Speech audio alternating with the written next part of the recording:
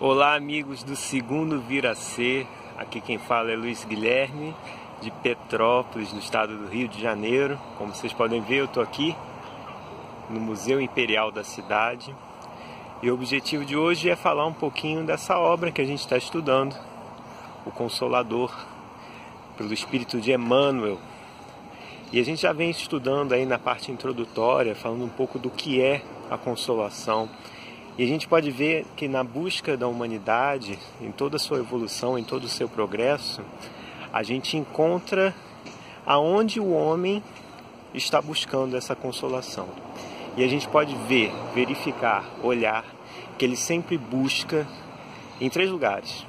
Ou na ciência, ou na filosofia, ou no meio religioso. Na ciência, tentando descortinar, descobrir as suas origens, da onde viemos, para onde vamos, as leis que envolvem o mundo material. A filosofia no pensamento, no pensar, entender, compreender o homem e os queis e porquês da vida. E na religião, na busca, isso já é o natural, né? A busca do consolo no meio religioso. E Emmanuel divide a obra em 3 partes. Na parte da ciência, filosofia e religião, onde a gente busca essa consolação. Mas o grande problema nosso, quanto humanos, homens, é tentar dividir isso.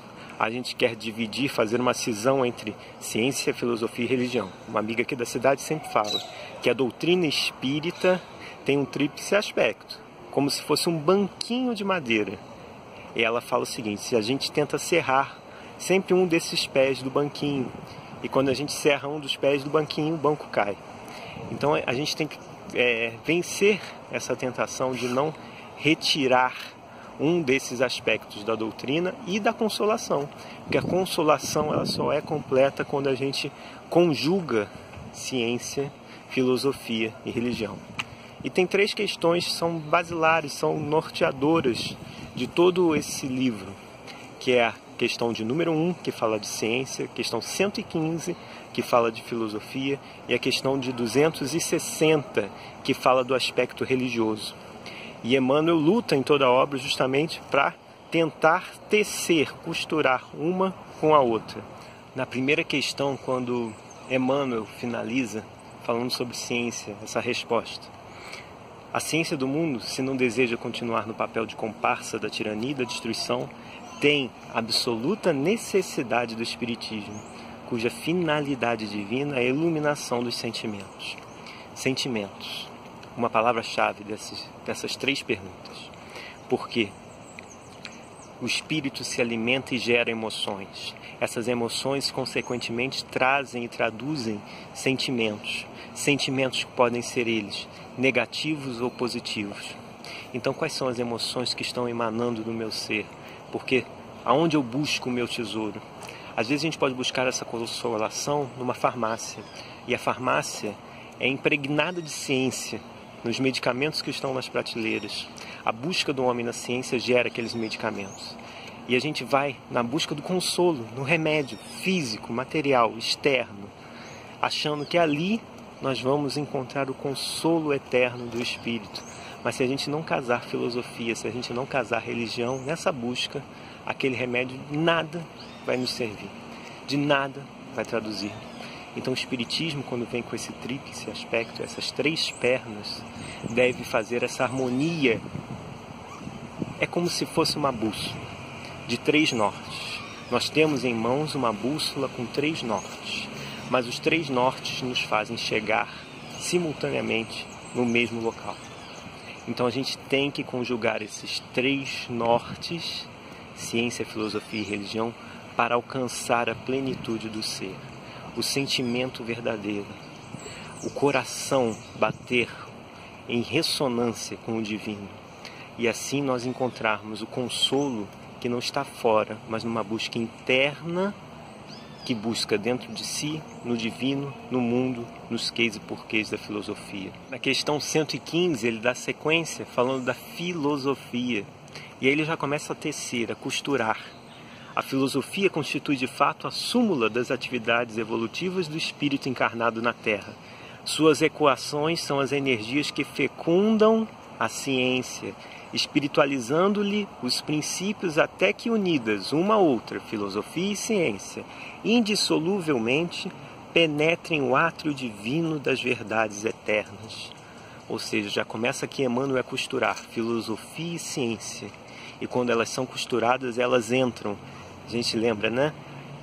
Vamos retirar as sandálias porque o terreno que nós estamos pisando é sagrado. Quando a gente fala isso, é exatamente isso que está acontecendo aqui. Ciência e filosofia retirando as sandálias e adentrando o átrio divino das verdades eternas, que nada mais é do que a própria religião e a busca do divino, do religioso. E aí a questão 260, que é uma questão divina, magistral, ele dá o tom do livro. Essa questão dá todo o colorido do livro. Toda a essência está aqui. E quando ele fala, religião é o sentimento divino. A gente falou de sentimento lá na questão primeira, cujas exteriorizações são sempre o amor nas expressões mais sublimes. Enquanto a ciência e a filosofia operam o trabalho da experimentação e do raciocínio, a religião edifica e ilumina os sentimentos. As primeiras se irmanam na sabedoria, a segunda personifica o amor, as duas asas divinas com que a alma humana penetrará um dia nos pórticos sagrados da espiritualidade. Nós vemos que ciência e filosofia entram no átrio do divino. E quando se aproximam no átrio do divino e se unem verdadeiramente ao sentimento de religiosidade verdadeira, eles se adentram, eles continuam andando nessa casa divina e adentram os pórticos sagrados da espiritualidade. Então as palavras-chave que são sentimento, iluminação, busca e união entre esses três aspectos. É isso que o livro busca. A consolação não está somente na religião. A consolação não está somente na filosofia. A consolação não está somente na ciência. Mas é o conjugar desses três. Nessas três questões, Emmanuel é claro, tecendo, costurando filosofia, ciência e religião. Eu trouxe um trechinho aqui do Eclesiastes 7, no verso 11. A sabedoria, como uma herança, é coisa boa e beneficia aqueles que veem o sol, o evangelho, o amor. E essa sabedoria que fala na questão 260 não tem a ver com inteligência, que só está ligada à ciência. Quando só adquiro ciência, eu estou adquirindo inteligência. Mas a sabedoria em saber conjugar os três aspectos, o tríplice aliança entre os três norteadores do Espiritismo, os três nortes.